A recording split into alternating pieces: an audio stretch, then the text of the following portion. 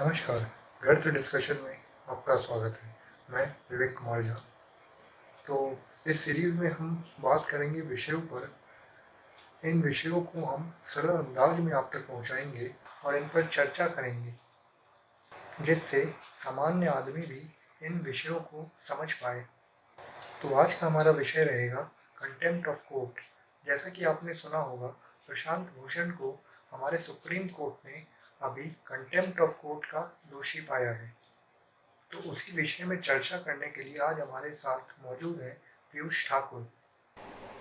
नमस्कार। नमस्कार पीयूष जी। तो मेरा पहला सवाल आपसे ये है कि कंटेम्प्ट ऑफ कोर्ट होता क्या है? Basically, the contempt of court is the idea to punish those who do not follow the order of court.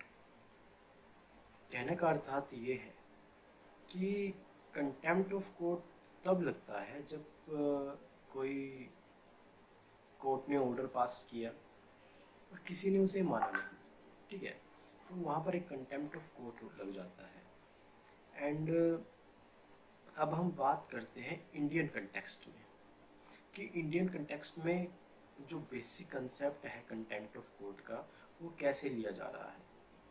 Indian context में बात करें तो कंटेम्प्ट ऑफ कोर्ट को ऐसे यूज़ किया जा रहा है, लाइक अगर आप ट्विटर पर कुछ लिखते हैं या फिर आप कुछ ऐसी स्पीच देते हैं जो कि स्कैंडलाइज करता है, ठीक है ना, या फिर कोर्ट की जो डिग्निटी है उसको लोअर करता है, ठीक है, या फिर जो एडमिनिस्ट्रेशन है कोर्ट का, ठीक है, उसके अंदर आप कुछ ना कुछ बाधाएं पाते हैं, तो आपकी वो रिटर्न स्टेटमेंट, तो वो as a contempt of court ही लिया जाएगा, ठीक है ना।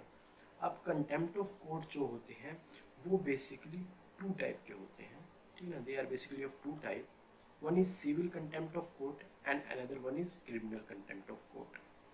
The basic difference between the civil and the criminal contempt of court, मैं आपको बताता हूँ क्या डिफरेंस है। Basically civil contempt of court तब लगता है जब कोर्ट ने कोई ऑर्डर पास किया और आप उस ऑर्डर को फॉलो नहीं कर रहे। अब इसमें कैसे है कि इसमें गवर्नमेंट भी आ जाती है और इसमें प्राइवेट इंडिविजुअल भी आ जाता है, ठीक है ना। तो वो गवर्नमेंट के ऊपर भी लगता है कि कोर्ट ने कोई ऑर्डर पास किया और गवर्नमेंट ने उसे फॉलो नहीं किया, और प्राइवेट इंडिविजुअल पर भी लग सकता है कि उसके लिए कुछ ऑर्डर था कोर्ट का और उसने उस चीज़ को फॉलो नहीं किया, तो उसके ऊपर जो केस चलेगा वो सिविल कंटेम्प्ट ऑफ कोर्ट के अंदर चलेगा, ठीक है ना। अब आते हैं criminal contempt of court. Criminal contempt of court में आता है जो मैंने आपको पहले बताया, जो इंडियन कंटेक्स्ट में चल रहा है, ठीक है ना।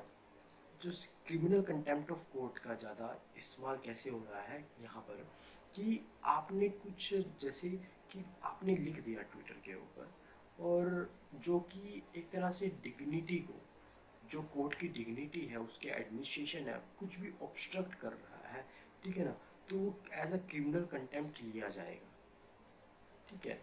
तो ये बेसिक्स डिफरेंस था criminal contempt of court, civil contempt of court, और क्या मतलब होता है कंटेम्प्ट ऑफ कोर्ट का। तो हमारे संविधान में भी इसको लेके कोई ना कोई प्रावधान किए गए होंगे। Basically, there are many constitutional backings which are provided to contempt of court, that dignifies the use of contempt of court for against a government or an individual. And let me read out for you. Article 129 ये बोलता है कि supreme court जो है किसी भी individual, private individual या government के खिलाफ कंटेम्प्ट ऑफ कोर्ट का केस चला सकती है, ठीक है ना, अगर उसे लगता है कि उसकी डिग्निटी को हर्ट हुआ या फिर उसका ऑर्डर फॉलो नहीं किया गया है।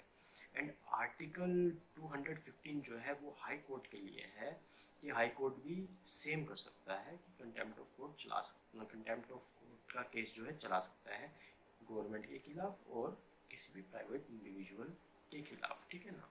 अब जो है सेकंड वन इज डेट की reasonable restriction.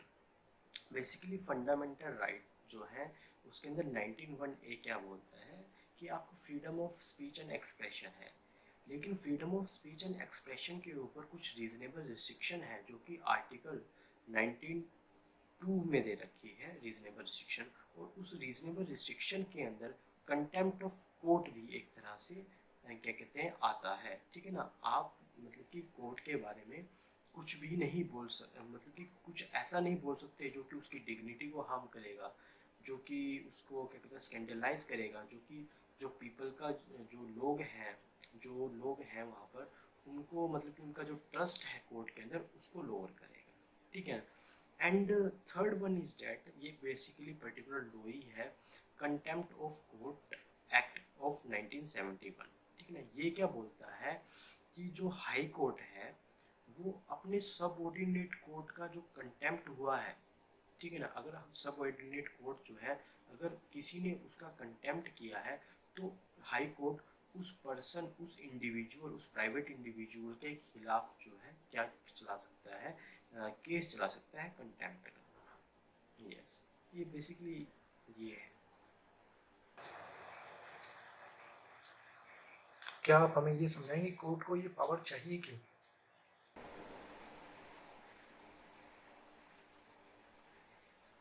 Basically there are 2 or 3 reason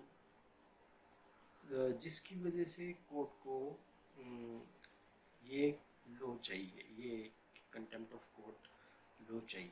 basically first one की इंश्योर कर सके जो उसने ऑर्डर पास किया है वो सही से लोग फॉलो करें, ठीक है ना, ठीक है ना, कि ऑर्डर जो है इम्प्लीमेंट ढंग से हुआ है, ठीक है ना।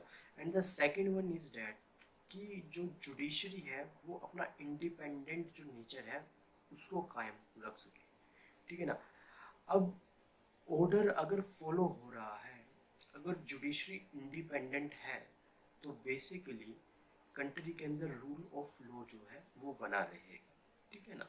बेसिकली रूल ऑफ लॉ बना रहेगा तो क्या होगा, एक तरह से सभी चीज़ें जो हैं एक व्यवस्थित तरीके से जो है चल पाएंगी कंट्री के अंदर, ठीक है ना। और सबको इंसाफ मिलेगा और जैसे कि बोला जाता है इक्वालिटी बिफोर लॉ, ठीक है ना, सब इक्वल रहेंगे तो ये हमारी कंट्री के लिए बेनिफिशियल भी है। लेकिन इसका जो मिसयूज़ होना वो एक तरह से क्वेश्चन मार्क लगाता है इस लॉ के यूज़ होने पर। तो जाहिर सी बात है अगर ये कानून है तो इनमें कुछ ना कुछ परेशानियां भी होंगी, क्या आप उनके बारे में बताएंगे? Basically India is a democratic country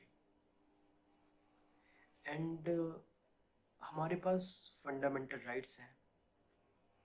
as I previously discussed, article 19(1)(a) basically defines that कि हमारे को बोलने का अधिकार है एंड अपना expression freedom of speech and expression है, तो हम अपना जो भी है वो हमारा गुस्सा है कुछ भी है हम उसे जाहिर कर सकते हैं, ठीक है ना। अब कंटेम्प्ट ऑफ कोर्ट बेसिकली जो कि आर्टिकल 19(2) के अंदर एक रीजनेबल रिस्ट्रिक्शन के अंदर आता है, वो पूरा एंटागोनाइज है आर्टिकल 19(1)(a) के, ठीक है ना। तो एक तरह से ये देखा जाए और इसका जो है कई बार इसका आर्बिटरी यूज़ भी हो रहा है, ठीक है। तो यहाँ पर प्रॉब्लम आ रही है, ठीक है ना। एक मैं आपको केस के बारे में बताना चाहूँगा जो कि सी के डैप्टरी वर्सेस ओपी गुप्ता था। ओपी गुप्ता का एक केस था, ठीक है ना। Let me read out for you. 1971 का केस है ये। The supreme court held that the existing law of criminal contempt is one such reasonable restriction. That doesn't mean that one cannot express one's ire against the judiciary for fear of contempt. तो इसमें क्या कह रहे हैं, इस case के अंदर जो रूलिंग आई सुप्रीम कोर्ट की उसने ये बोला कि ठीक है contempt of court reasonable restriction के अंदर आता है, बट इसका मतलब ये नहीं कि अगर किसी पर्सन के अंदर जुडिशरी की जजमेंट के खिलाफ गुस्सा है, वो कंटेम्प्ट के डर से वो अपनी फीलिंग को एक्सप्रेस ही नहीं कर पाए। ठीक है ना, ये सरासर गलत है। ठीक है ना, ये खुद सुप्रीम कोर्ट का इस केस के अंदर रूलिंग थी।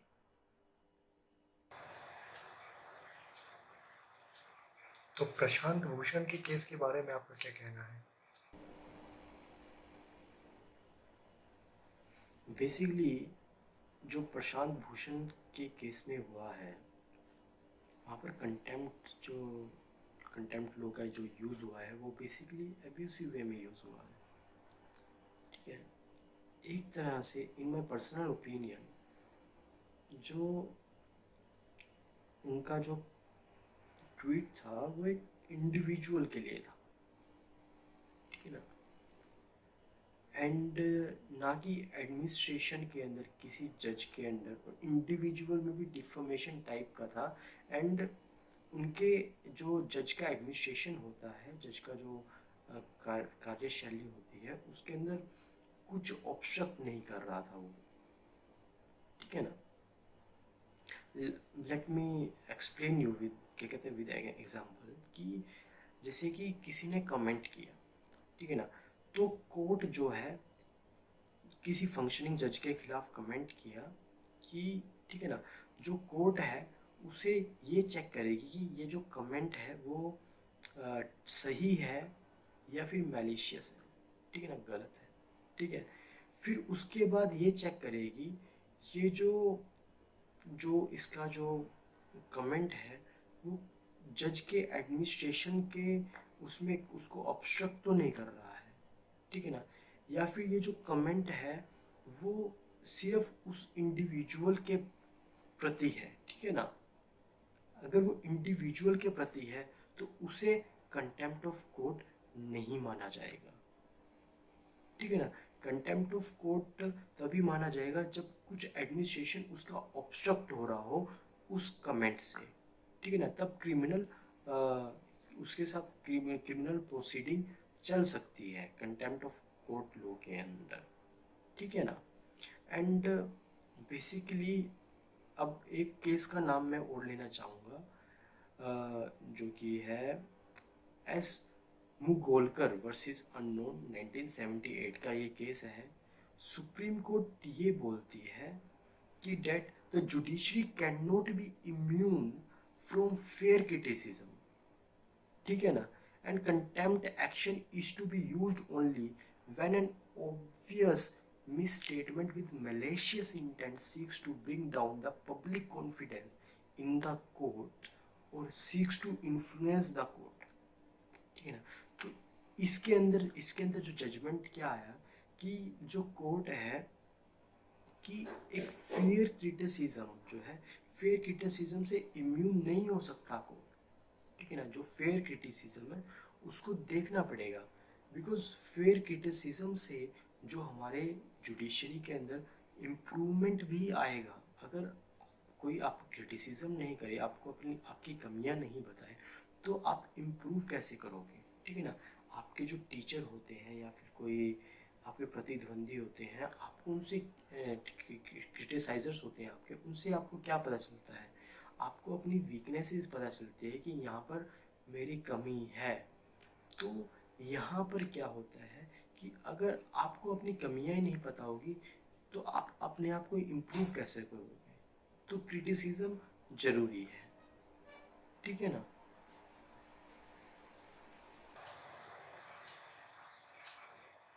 तो आपके नज़रिए से क्या करना चाहिए, क्या उचित होगा?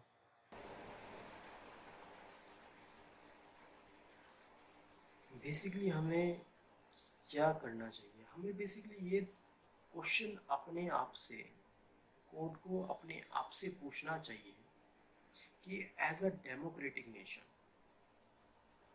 जहाँ पर कॉन्स्टिट्यूशन के अंदर आर्टिकल 91 ने बोलता है कि आप सबके पास एक फंडामेंटल राइट है कि आप अपने विचारों को खुलकर व्यक्त कर सकते हैं, आप अपने एक्सप्रेशन रख सकते हैं, ठीक है, उस डेमोक्रेटिक नेशन के अंदर क्या हमें ये क्रिमिनल कंटेम्प्ट की ज़रूरत है? क्या हम अपने, अगर हम इसको रख रहे हैं, कहीं ये आर्बिट्रेरली यूज़ तो नहीं हो रहा? क्वेश्चन ये भी अराइज होना चाहिए कि अगर हम क्रिटिसिज्म को रोक रहे हैं, कि इससे कहीं हमारा जुडिशरी का इम्प्रूवमेंट तो नहीं रुक रहा, ठीक है ना? क्या इसे इंडिविजुअल को बचाने के लिए, एक इंस्टीट्यूशन के क्रिटिसिज्म को बचाने के लिए यूज़ तो नहीं हो रहा, ठीक है ना? तो यहाँ पर ये क्वेश्चन उठाने चाहिए। एंड और भी क्वेश्चन है लाइक कि हम कैसे ये पता लगा रहे हैं कि ये कंटेम्प्ट ऑफ कोर्ट है, क्रिमिनल कंटेम्प्ट ऑफ कोर्ट है, ठीक है ना? अगर अगर कोई भी कंटेम्पचुअस जो रिमार्क है वो ऑब्स्ट्रक्ट करता है, वो ऑब्स्ट्रक्ट करता है फंक्शनिंग में, कि किसी कोर्ट की फंक्शनिंग में, तो ऑब्वियसली वो एक कंटेम्प्ट ऑफ कोर्ट है, ठीक है, एक क्रिमिनल कंटेम्प्ट ऑफ कोर्ट है, वहाँ पर होना चाहिए।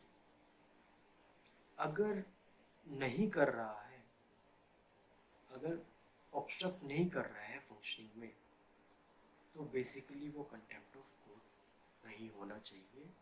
एक तरह से इंडिया एक डेमोक्रेटिक कंट्री है, डेमोक्रेटिक राइट्स हैं, फंडामेंटल राइट्स हैं, और उस चीज़ को नेशन की ग्रोथ में एक फ्री विल होना चाहिए, फ्री आइडियाज़ होने चाहिए, ठीक है ना, जिससे क्या कहते हैं इंडिया का जो हर एक सिस्टम है वो अच्छे तरीके से वर्क कर सके, हमारा जुडिशरी सिस्टम भी अच्छे तरीके से वर्क कर सके। क्रिटिसिज्म एक बहुत महत्वपूर्ण एस्पेक्ट है डेमोक्रेसी का। तो दूसरे देशों में इस विषय में क्या कानून है? उनके कानून कैसे हैं? क्या हमसे अलग हैं या बिल्कुल हमारे जैसे ही हैं? Basically in foreign democracies contempt law is recognized as archaic law, and we can say that it is a law to be used in bygone era। कहने का अर्थ ये कि ये बहुत पुराना लॉ है, बहुत पहले यूज़ होता था, ठीक है ना? और अगर कहीं पर ये यूज़ हो रहा है फॉरेन डेमोक्रेसीज के अंदर, तो बहुत कम ही यूज़ हो रहा है, ठीक है। फॉर एग्ज़ाम्पल मैं बात करता हूँ कनाडा की, तो उन्होंने जो टेस्ट है कंटेम्प्ट का, उसको बाइंड किया है real substantial and immediate danger to the administration, कि जो उन्होंने मतलब कि किसी ने कंटेम्पचुअस जो रिमार्क दिया है, ठीक है ना, जुडिशरी के खिलाफ, वो एकदम से एडमिनिस्ट्रेशन को हिला देगा, ठीक है ना। एडमिनिस्ट्रेशन के अंदर जो जुडिशियल एडमिनिस्ट्रेशन है उसको नुकसान पहुंचाएगा, तो ही वहाँ पर contempt of court law use हो रहा है, ठीक है ना। एंड अमेरिकन कोर्ट के अंदर तो अब अमेरिकन कोर्ट जो है अब तो इसका यूज़ ही नहीं करते हैं, ठीक है। तो आई थिंक इंडिया को भी एक ट्रू डेमोक्रेसी की तरफ बढ़ना चाहिए, और क्रिमिनल कंटेम्प्ट ऑफ कोर्ट के जो लॉ है उसके उसके मतलब के प्रति कुछ सोचना चाहिए कि क्या ये सही यूज़ हो रहा है। ठीक है पीयूष जी, आप कंक्लूड करना चाहेंगे अपनी बात को? Basically in my opinion the conclusion of this topic is that contempt of court एक तरह से असिंक्रोनस है with democratic system basically, and ये अपोज करता है फंडामेंटल राइट को, ठीक है ना। Fundamental right of speech and expression को ये पूरा अपोज करता है। एंड जो इसका एक्सेसिवली जो यूज़ हो रहा है, वो एक तरह से पब्लिक का जो कॉन्फिडेंस है जुडिशरी के अंदर वो कम कर रहा है। और जो स्यूमोटो जो मतलब कि पावर है, एक लिबरल पावर जो है कोर्ट के पास वो बेसिकली डेंजरस भी हो सकती है, ठीक है ना। एंड लास्ट में मैं यही कहना चाहूँगा कि जैसे कि हमारा जुडिशरी का मोटो है सत्यमेव जयते, तो यहाँ पर एक मैं केस है उसका मैं आपके ऊपर रोशनी डालना चाहूँगा। ये केस है indirect tax practitioners association versus R K Jain, ये 2010 का केस है। इसके अंदर रूलिंग ये आई थी, truth is also a defence in matter of criminal contempt if it is a bona fide and made in public interest, ठीक है ना। कहने का अर्थ ये है कि अगर अगर उसने जो कंटेम्प्ट दिया है, क्रिमिनल कंटेम्प्ट है, अगर उसने सच बोला है, ठीक है ना, अगर वो सच जो है सही है, ठीक है ना, तो उसके ऊपर क्रिमिनल कंटेम्प्ट जो होगा वो नहीं चलेगा। तो इसी के साथ आज के एपिसोड की समाप्ति होती है। आप सभी का धन्यवाद व्यर्थ डिस्कशन में जुड़ने के लिए। और जैसा कि हर वीडियो के बाद बोलना पड़ता है, लाइक शेयर सब्सक्राइब।